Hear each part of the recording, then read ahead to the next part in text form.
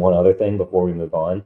In most textbooks, you actually won't see it expressed exactly like this. You actually see it like this, most likely.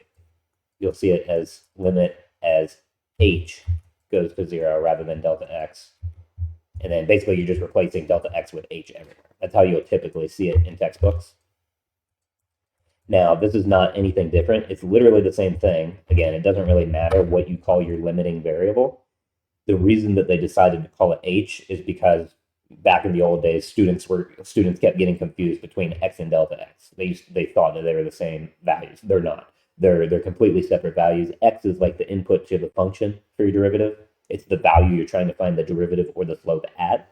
Delta x is kind of a means to an end that we set up. We just set it up as a limiting variable that we intend to let go to 0 to basically force the zooming in. So it's basically, it's not used as an output, but just a means to an end. So these are two separate variables. They just changed delta x to h so that it would be a lot clearer to students that they're separate variables. But the h here fundamentally, geometrically, represents the change in the x coordinate.